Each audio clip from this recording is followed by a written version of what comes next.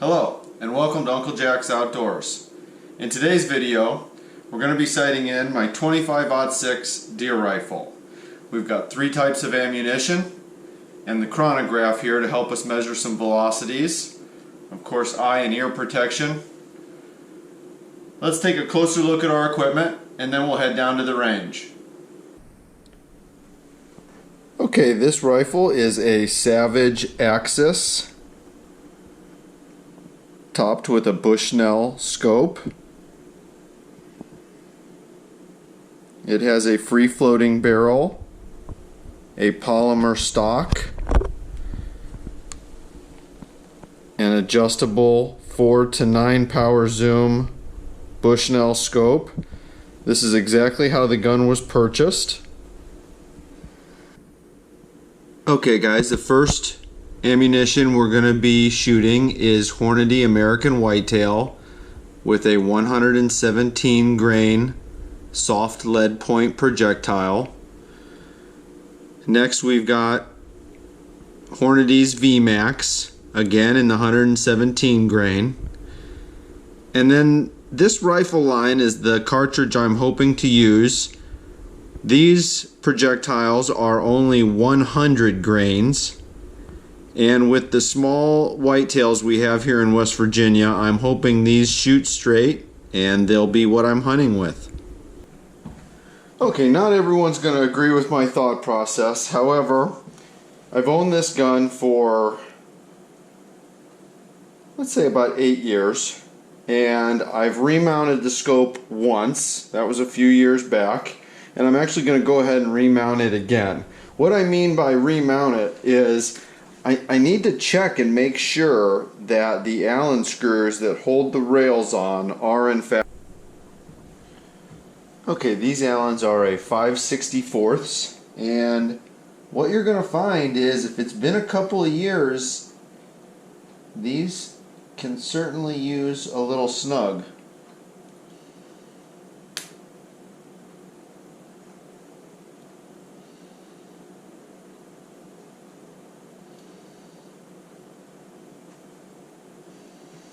Just like that. We'll go ahead and put the scope back on. The scope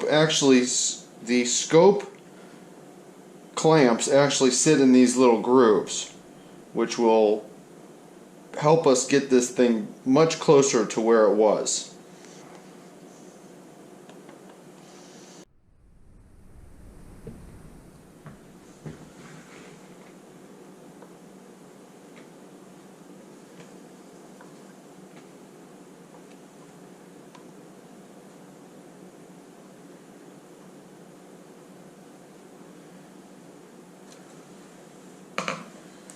Alright, and the last thing we'll do here is take the 3/32 and double check our scope ring screws.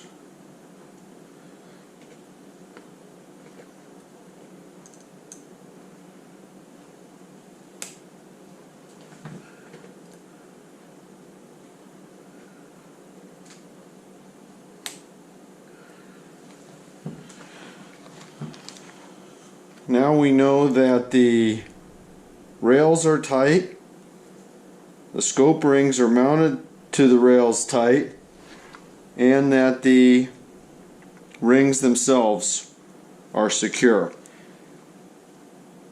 I just feel like you're wasting some time if you don't do all that. You could go out and shoot through 2 or 3 boxes of ammunition before you realize that one of the screws holding on the rail is loose. So I just like to eliminate that as a possibility every few years.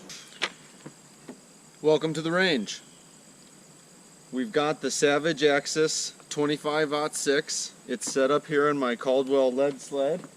We've also got the Caldwell chronograph set up.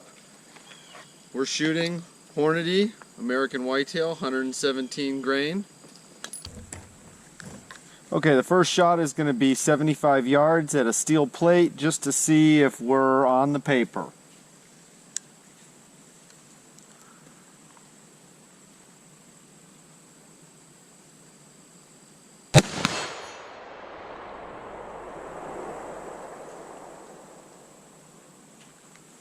I'd say that was an inch high. Okay, so I know we're actually very close. We're going to shoot the paper target at 50 and then one at 85.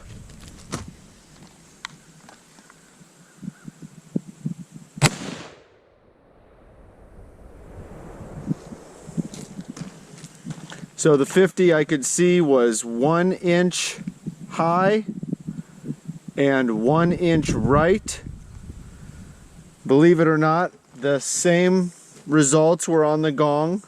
So I'm going to attempt to correct the 1 inch right. We're going to go 4 clicks left.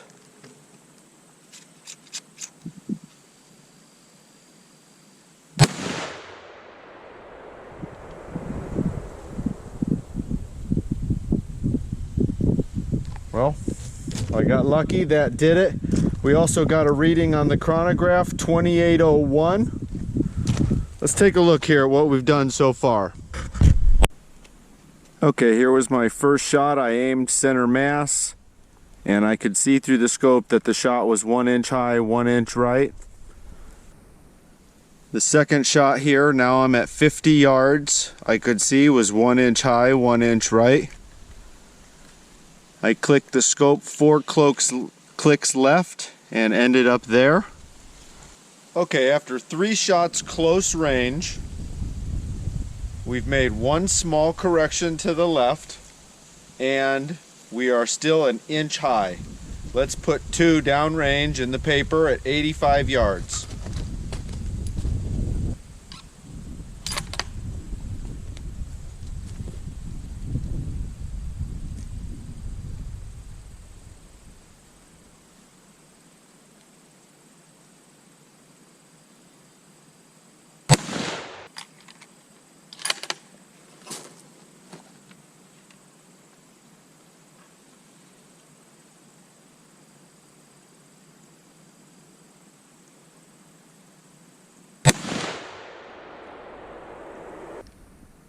Okay, the first shot was 4 inches high, 1 inch left, and then 3 inch high, 1 inch left. Okay, the decision is to go back 1 click right and 8 clicks down.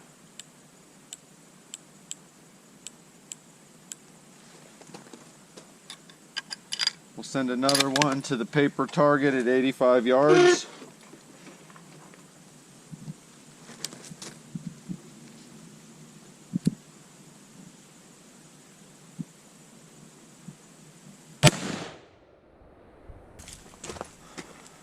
Okay, I'm close. So I made what I'm calling possibly a final adjustment. Fired 1 additional round at 85 yards. I hit the very top center of the bullseye. That puts me about an inch high at 85. Now, I do want to check my 50-yard shot again.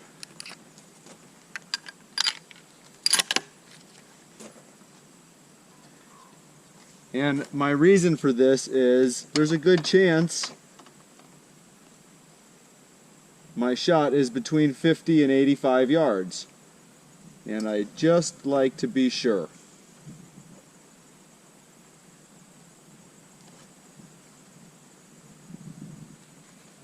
Hopefully it's in the bullseye.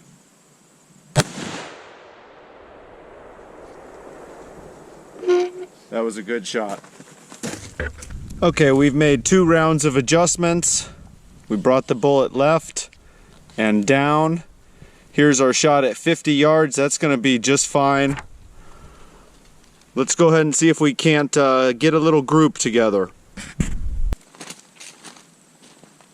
Well, it's getting late in the day, guys. I apologize for the shadows. I think I've got this thing sighted in where I want it. We're going to send 2 at 85, then check 100, 125, 150. Then we'll clean it up and call it ready for season.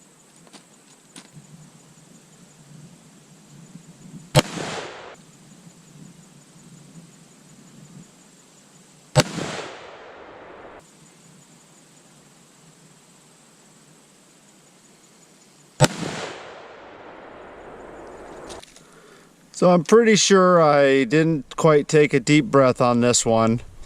The second two were great there at 85 yards. Let's see what happens at 100. Well, for lack of a better option, we're shooting off of the Jeep. The camp table I have just isn't any more stable, so we're going to use the hood here. We're at 120 yards. Let's see what she'll do.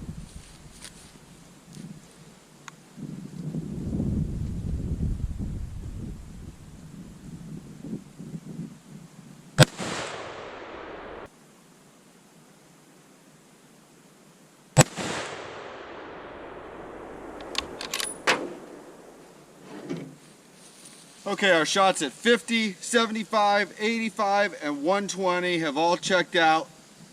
This is a 160 yard shot in West Virginia. That's usually about as far as you're going to be able to shoot a deer anyway. Let's send two home.